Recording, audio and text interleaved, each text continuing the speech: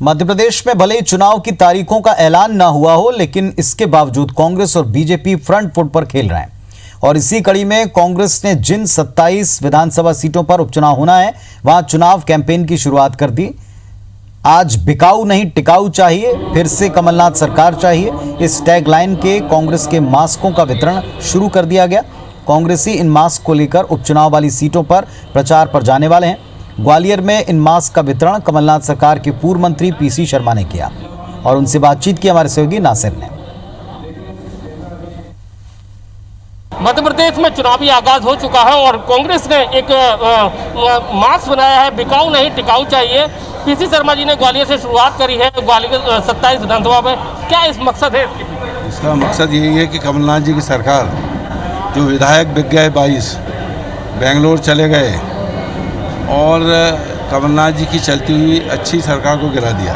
जो मध्य प्रदेश का विकास हो रहा था उसको रोक दिया और उस एक महीने के अंदर कोरोना फैल गया यहाँ पे, और कोरोना से आज पूरी जनता बदहास की स्थिति में आ गई है। पूरा मध्य प्रदेश बदहाली के उस पर है कि गरीब हो, चाहे व्यवसायी हो, चाहे अमीर हो, हर आदमी इस समय परेशान है। और तो और टैगलाइन है, ये टैगलाइन की बात करें, और तो और मुख्यमंत्री जो है वो अस्पताल में चले गए हैं, कोरोना पॉजिटिव हो गए हैं, सरकार अस्पताल में है। इसलिए ये जो नारा है कि ऐसे प्रत्याशी को चुनो जो पैसे में बिके नहीं और सेवा की भावना रखे, टिकाऊ हो, सेवा में टिकाऊ हो। अगर टिकाऊ होगा तो सरकार ठीक से चलेगी और ठीक से चलेगी तो जनता का कल्याण होगा। तो बीजेपी कह रही है इतिहास में पहली बार वर्चुअल रैली, वर्चुअल कैबिनेट। हद हो गई। मुख्यमंत्री को कॉन्फिडेंस नहीं है, विश्वास नहीं है अपने मंत्रियों का। भाई एक सीनियर मंत्री को कह देते कि भाई आप कैबिनेट मीटिंग ले लीजिए और जो भी समस्या है कोरोना की वजह से या बाकी, इसका निराकरण कीजिए। 50 करोड़ रुपए कम कर दिए अन्य स्वास्थ्य विभाग में। बढ़ना था जो आज कोरोना की जो हालत हो गई, आप कई अस्पताल और चाहिए और बेड चाहिए, बेड नहीं है, तो ये बढ़ना था बजट, वो कम कर दिया है। तो बदहाल स्थिति है, इसलिए हमने कहा कि वर्चुअल नहीं, एक्चुअल कैबिनेट करो।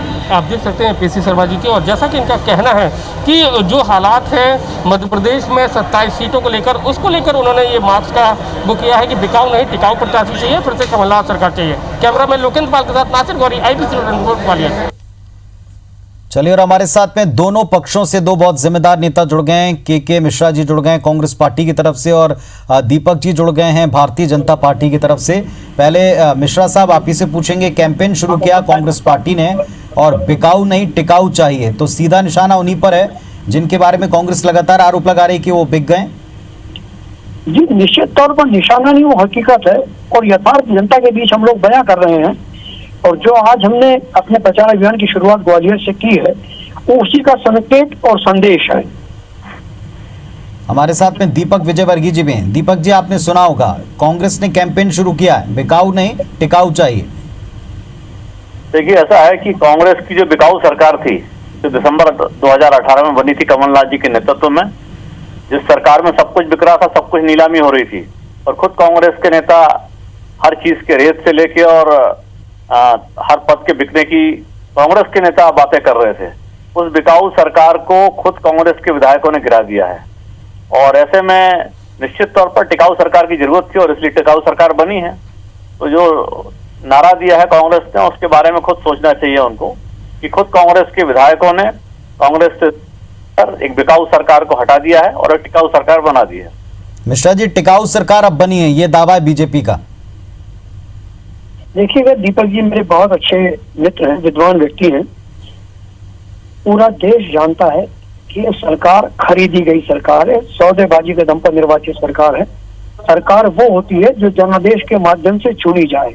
जनादेश ने जिसे या जिस राजनीतिक पार्टी को कोने में बिठा दिया हो, वह यदि सत्ता में या सत्ता के मुखिया होने का दावा प्रस्तुत करे, तो मैं सोचता हूँ कि राजनीति और लोकतंत्र के साथ बड़ा मजाक होगा।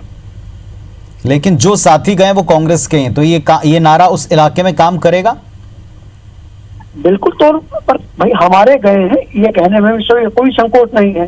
अगर वो बिके हैं, उनका सौदा हुआ है, ये कहने में भी कोई संकोच नहीं है और जनता खुद इस बात को स्वीकार कर जाएगी। तो जो जनता स्वीकार कर रही है, हमें तो उसका स्मरण करवाना है। तो इसी के लिए हमारे इस मास्क के स्लोगन में हमने वो संकेत दिया है। दीपक जी, बार बार क्या ये बात भारतीय जनता पार्टी को दिक्कत नहीं देगी, क्योंकि जो लोग आपके साथ आकर शामिल हुए हैं उन पर कई दफा ये आरोप हैं कि वो प्रलोभन में गए हैं, बिक कर गए हैं, उन्होंने अपनी चलती सरकार को धोखा देके गिराया। देखिए, ऐसा है, कमलनाथ जी की बेईमान और भ्रष्ट सरकार को कांग्रेस के ही 24 विधायकों ने इस्तीफा दिया है, पहले 22 ने दिया था और गिराया है, और एक टिकाऊ सरकार भारतीय जनता पार्टी के नेतृत्व में बनी है। जनता सारी चीजें देख रही है। कमलनाथ जी की वो सरकार, जिसकी सरकार के 2 महीने के भीतर कमलनाथ जी के नजदीकी लोगों के पास 282 करोड़ का अवैध लेन देन बरामद हुआ था, एजेंसियों ने बरामद किया था। तो ऐसी भ्रष्ट सरकार को अगर कांग्रेस के विधायकों ने बदल दिया है और खुद इस्तीफा दे दिया है और उसके बाद वो जनता के बीच जा रहे हैं, तो स्वाभाविक तौर पर जनता भारतीय जनता पार्टी को समर्थन देगी, उन लोगों को समर्थन देगी जिन्होंने पद के प्रति मौन नहीं रखा और इस्तीफा देकर वापस जनता के दरबार में जा रहे हैं। तो हम तो निश्चित तौर पर सारी बातों की चर्चा करेंगे जो पिछले 2 साल में घटित होती रही हैं, और सारी चीजें जनता के सामने होगी। जनता ने सब कुछ देखा भी है। जनता को अनभिज्ञ ना समझे और कांग्रेस के नेता ऐसा ना समझे कि झूठी बातों को 1000 बार दोहराकर वो सच साबित कर सच कह सकते हैं। मिश्रा जी, इस गंभीर आरोप पर कोई उत्तर देंगे? गंभीर आरोप पर गंभीर ही उत्तर मेरा होगा कि सरकार क्यों गिराई गई, हम ये जनता के बीच लेकर जाएंगे, क्योंकि 3300 करोड़ रुपयों का ई टेंडरिंग घोटाला लगभग सामने आने वाला था। 10,000 करोड़ रुपयों का सिंधिया का जमीन घोटाला अब सामने आ रहा है। क्या कारण था कि सिंधिया जी पर 4 प्रकरण जो ईओडब्ल्यू में लगे थे, 23 तारीख को शपथ लेने के बाद शिवराज सिंह जी चौहान ने शाम 5 बजे सबसे पहले शपथ लेने के बाद यदि सरकार की घोषणा थी तो वो 4 केस ईओडब्ल्यू से वापस लिए गए। व्यापम घोटाले की परत खुलने वाली थी और सिंहस्थ घोटाले की परत खुलने वाली थी। 6 करोड़ 67 लाख रुपयों के पौधे वृक्षारोपण के नाम पर खरीद बिक्री में फर्जी कागज लगाकर हुए थे, उनकी जांच खुलने वाली थी। तो जब अरबों रुपयों के, करोड़ों रुपयों की ठेकों की जांच होने वाली थी, भ्रष्टाचार की जांच होने वाली थी, तो इन्होंने कुछ करोड़ लगाकर सरकार गिरा दी। जी, दीपक जी उत्तर देंगे। घोटाले खुलने वाले थे इस वजह से, और ये पहले भी आरोप कांग्रेस का रहा है कि माफिया के ऊपर जो कार्रवाई थी इसी डर से सरकार को गिराया गया। देखिए, के मिश्रा साहब ने खुद साबित कर दिया अपने बयान से कि ज्योतिराज सिंधिया जी को गलत मामलों में फंसाया जा रहा था कांग्रेस के दौर में। ज्योतिराज सिंधिया जी या उनके परिवार को कौन सी जमीन की जरूरत पड़ गई है जो ज्योतिराज सिंधिया को फंसाया नहीं गया, आप फंसेंगे। ये मैंने उजागर करेंगे, कोई बात किसी व्यक्ति गले उतरेगी। और इससे साबित हो गया कि कांग्रेस की जो सरकार थी कमलनाथ जी की, वो लगातार विपक्षी नेताओं को दमन करना चाहती थी, खुद अपनी पार्टी के नेताओं को झूठे मामलों में फंसाना चाहती थी, और इसीलिए उनकी पार्टी के 22 विधायकों ने इस्तीफा दे दिया था।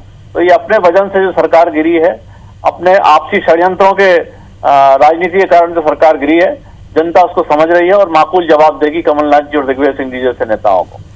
बहुत शुक्रिया आप दोनों का चर्चा में आने के लिए और अपनी अपनी बात रखने के लिए, अपना पक्ष रखने के लिए। दोनों नेताओं का, दोनों पक्षों का कहना है कि ये सरकार किस वजह से गिरी ये जनता को पता है।